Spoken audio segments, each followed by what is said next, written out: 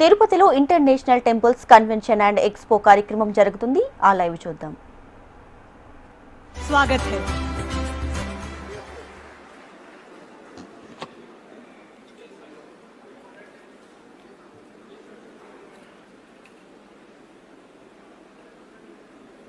सभी आए सनातन धर्म के भक्तगण मेरे साथ बोलेंगे, दोनों हाथ ऊपर कर कर बोलेंगे, वेंकटरमणा गोविंदा गोविंदा, भक्तवत्सल गोविंदा गोविंदा, लक्ष्मी रमणा गोविंदा, श्रीनिवासा गोविंदा। बोलो जय श्री राम, बोलो जय जय श्री राम। सनातन हिंदू धर्म की जय, सब संतन की जय। अब सब बोलेंगे भारत माता की, भारत माता की। आज इस तिरुपति बालाजी मंदिर के पावन धरती पर आयोजित इस मंदिर के महाकुंभ में मैं आप सभी का तहे हृदय से स्वागत करता हूं। आज के इस कार्यक्रम में, इस राज्य में इस कार्यक्रम करने के लिए हमें जो शक्ति दी, हमें जो आशीर्वाद दिया, वो इस राज्य के मुख्यमंत्री, एनडीए के नेता, सम्माननीय जनप्रिय मुख्यमंत्री चंद्रबाबू नायडू जी, आपका भी मैं बहुत बहुत स्वागत करता हूं। जो मेरे मार्गदर्शक रहे हैं, जिनके आशीर्वाद से हमेशा राजनीति के पैर चढ़ने का काम किया है, वो महाराष्ट्र के जनप्रिय मुख्यमंत्री, मेरे मार्गदर्शक, महाराष्ट्र सेवक, जिन्हें महाराष्ट्र में देवा भाऊ के नाम से जाना जाता है, वो हमारे सम्माननीय देवेंद्र फडणवीस जी, आपका भी मैं स्वागत करता हूं। गोवा के ऊर्जावान दूरदर्शी मुख्यमंत्री सम्माननीय डॉक्टर प्रमोद सावंत जी, आपका भी मैं स्वागत करता हूं। आज इस मंच पर हमें मार्गदर्शन करने के लिए राष्ट्रीय स्वयंसेवक संघ के सहकार्यवाह मुकुंद सियार जी, आपका भी मैं स्वागत करता हूं। माननीय मंत्री, केंद्रीय मंत्री सम्माननीय श्रीपाद नाइक जी यहां पर हमें मार्गदर्शन करने के लिए आए, उनका भी मैं स्वागत करता हूं। महाराष्ट्र के वरिष्ठ नेता, भाजपा मुंबई के अध्यक्ष, मेरे मित्र और सांस्कृतिक तथा आईटी मिनिस्टर सम्माननीय आशीष शेलार जी का भी मैं तहे दिल से यहाँ पर स्वागत करता हूँ। इस मंच पर उपस्थित गोवा के अर्बन डेवलपमेंट फॉरेस्ट मिनिस्टर सम्माननीय विश्वजीत राणे जी का भी मैं तहे दिल से स्वागत करता हूँ। सम्माननीय पर्यटन मंत्री रोहन कुंटे जी का मैं स्वागत करता हूँ। व्यासपीठ पर उपस्थित यहाँ पर आई हुई मेरी बहन राज्य की मंत्री मेघना बोर्डीकर जी का स्वागत करता हूँ। इस तिरुपति बालाजी टेम्पल ट्रस्ट के सम्माननीय अध्यक्ष जी, उनका भी मैं तहे दिल से स्वागत करता हूँ। सम्माननीय विधान परिषद के गठन नेता प्रवीण दरेकर जी का स्वागत करता हूँ। और सबसे स्वागत नहीं करते हुए आशीर्वाद गोविंद जी महाराज का लेता हूँ, और गोविंद जी महाराज हमें आशीर्वाद देंगे, ये मुझे पूरी उम्मीद है।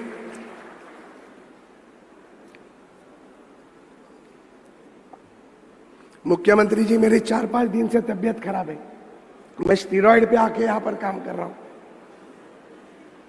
इस भव्य कन्वेंशन में जिन्होंने बहुत ही मेहनत की, उनका नाम मैं कैसे भूल सकता हूँ। मेरे सहकारी IT6 के जनरल सेक्रेटरी श्री गिरीश कुलकर्णी जी का भी हम सभी लोग ताली बजाकर स्वागत करें।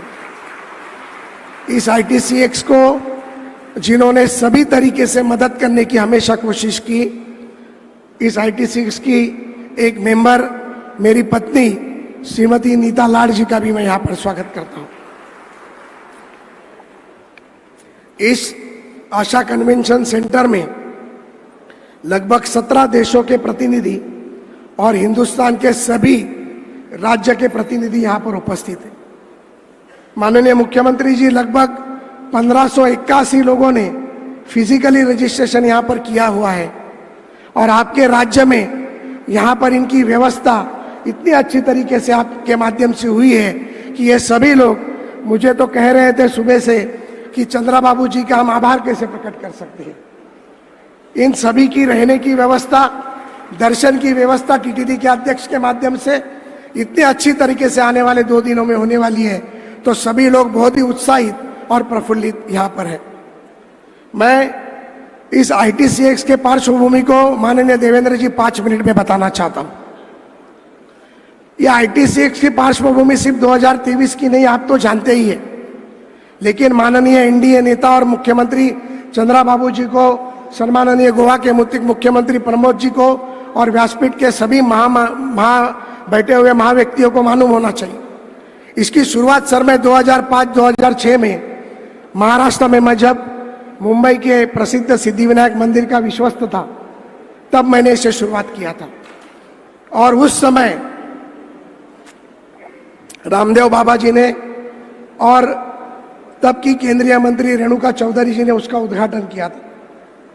कैलाशवासी मुख्यमंत्री विलासराव देशमुख जी ने तब मुझे इस बारे में सहकार्य भी किया था।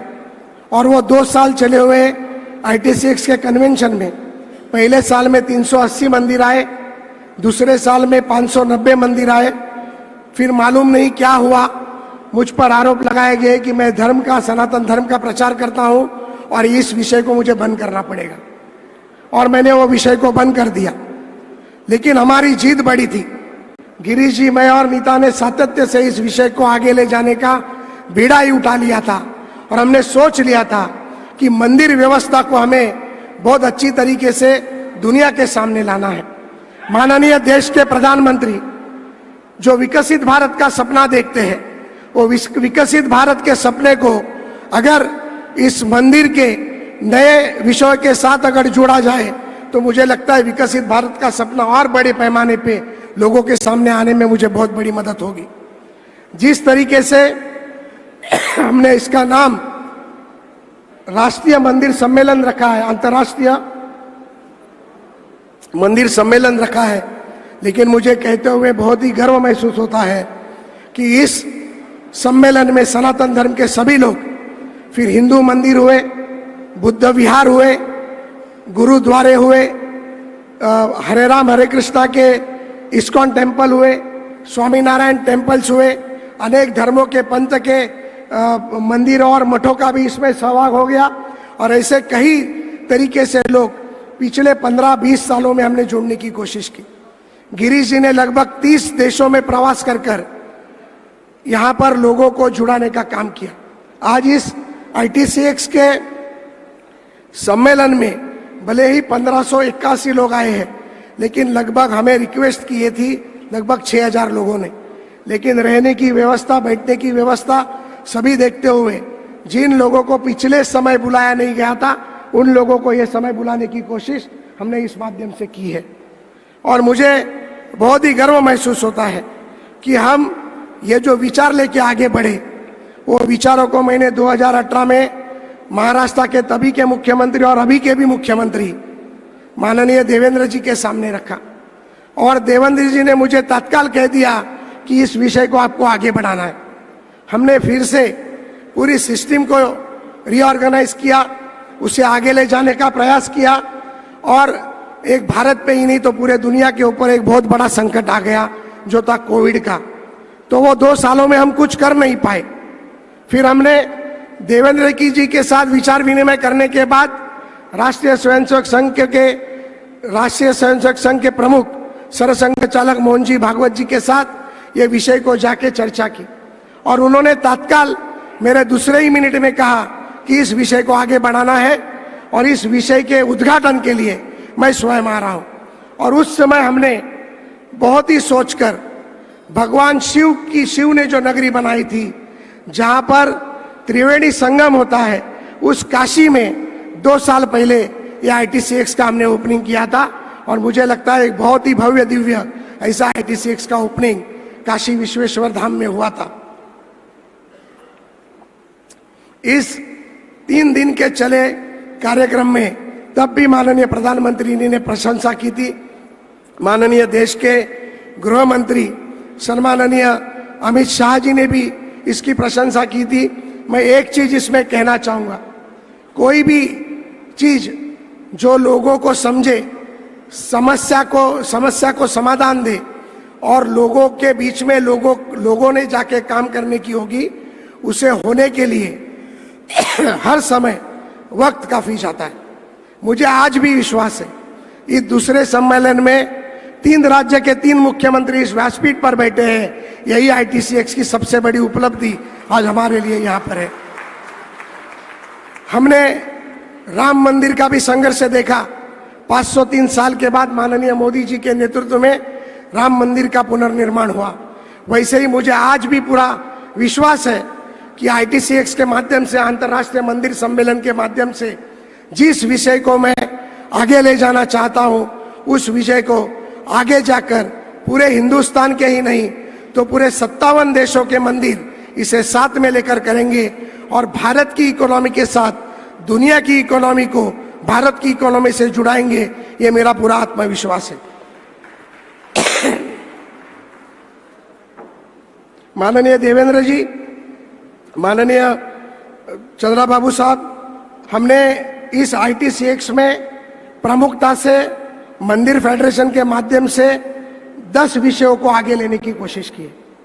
हम सभी जानते हैं कि तिरुपति टेम्पल हो, शिरडी टेम्पल हो, महालक्ष्मी टेम्पल हो, वैष्णो देवी टेम्पल हो, पशुपतिनाथ हो या हिंदुस्तान का या दुनिया का कोई भी बड़ा टेम्पल हो, हर जगह पर प्रशासन और वित्तीय प्रबंधन की व्यवस्था होनी जरूरत होती। लोग प्रशासन में और वित्तीय व्यवस्था में थोड़े डगमगा जाते हैं। इस सम्मेलन में कल और परसों के दिन में एक्सपर्ट्स आके प्रशासन को कैसे मजबूत करना है, तिरुपति मंदिर के विश्वस्त आके यहाँ पर बात करेंगे कि उनकी व्यवस्था कैसी अच्छी है, शिरडी के व्यवस्था वाले बताएंगे कि उन्हें क्या करना चाहिए और उसमें से छोटे से बड़े सभी लोग एक साथ मिलकर इस व्यवस्था को लेकर आगे बढ़ेंगे। दूसरा विषय है कानूनी व्यवस्था। कानूनी व्यवस्था में कई जगह पर कई जमीनें मंदिर विश्वस्त व्यवस्था की होती है, जिसके ऊपर एनक्रोचमेंट होती है, जिसके ऊपर कई तरीके बाधाएं होती है। मैं इस माध्यम से, इस फेडरेशन के माध्यम से, अगर ऐसे कई मंदिर की व्यवस्था में मंदिर फंसे हुए हैं तो उन्हें कानूनी मदद कर कर, सरकारी मदद कर कर उन्हें इसमें से किस तरीके से मदद हो सकती है, इस विषय के ऊपर आगे बढ़ाने के लिए हम प्रयत्न करेंगे। हम हमेशा एक चीज सभी लोग जानते हैं,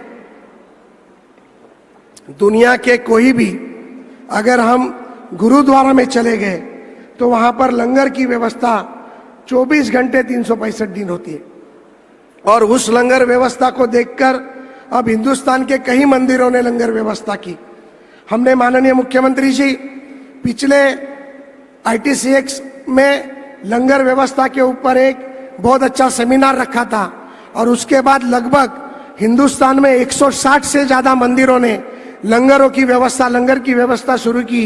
ये हमारी ITCX 1 की पहली उपलब्धि है, जिसका मुझे अभिमान है। मंदिर, आज हम माननीय महाराष्ट्र के मुख्यमंत्री के साथ तिरुपति मंदिर गए। वहां की स्वच्छता, सुरक्षितता और पवित्रता देखकर बहुत ही दिल प्रसन्न हो गया। भगवान को देखकर तो प्रसन्न होता ही है, लेकिन भगवान जिस परिसर में बैठते हैं वो परिसर भी स्वच्छ होना चाहिए, वो परिसर सुरक्षित होना चाहिए, वो परिसर में पवित्रता होनी चाहिए और सारी चीजें उसके दरबार में हर कोई समान है, ये चीज भी लोगों तक पहुंचनी चाहिए। इस विषय के ऊपर भी यहाँ पर चर्चा होगी। और सबसे बड़ी बात जो मैं यहाँ करने जा रहा हूँ माननीय मुख्यमंत्री जी, वो है C2C की, common man to common man. Common man का पैसा अगर कॉमन मैन तक पहुंचेगा तो इस दुनिया की और देश की अर्थव्यवस्था में बहुत बड़ी उपलब्धि प्राप्त होगी। अगर हम हर मंदिर, पूरे हिंदुस्तान में 1 लाख से भी ज्यादा मंदिर है, अगर हम 25 से 50 हजार मंदिरों तक पहुंच पाए और उन मंदिरों ने अगर उनकी माध्यम से वैद्यकीय चिकित्सा सुविधा का काम किया तो गांव में कोई भी गरीब उसके इलाज के लिए उसके पास पैसा नहीं है कभी कह नहीं सकेगा। अगर उस व्यवस्था ने, मंदिर की व्यवस्था ने या गुरुद्वारे की व्यवस्था ने अगर कई बच्चों को एजुकेशनली अडॉप्ट किया तो मुझे लगता है हिंदुस्तान में कोई भी बच्चा बिना सेके रह नहीं पाएगा। अगर हमने बुक बैंक के जैसे अनेक उपक्रम अगर यहाँ पर शुरू किए तो मुझे लगता है हिंदुस्तान में साक्षर हिंदुस्तान जो माननीय प्रधानमंत्री जी का सपना है वो पूरा होने में हमें मदद मिलेगी। इसके अलावा एआई टेक्नोलॉजी का वापर होगा, मीडिया का होगा, सोशल मीडिया का होगा। हमें हमारे धर्म को, हमारे सनातन धर्म को, हमारे मंदिर को आगे बढ़ाने के लिए जो कुछ अच्छी बातें हम कर सके उसे हम करने की कोशिश करनी चाहिए। उसके बारे में कल सेशन होंगे। और उसके अलावा भी अगर हर मंदिर सौर ऊर्जा के ऊपर चलेगी, आज श्रीपाद नाइक जी यहाँ पर आए हुए हैं जो रिन्यूएबल एनर्जी के मिनिस्टर भी है, तो मैं केंद्र से भी दरखास्त करूंगा कि अगर मंदिर इसमें बहुत तरीके से अगर आगे आए और केंद्र सरकार इसे मदद करे तो हमें बहुत ही इसमें फायदा होगा। मैं इसी माध्यम से एक बात कहना चाहता हूं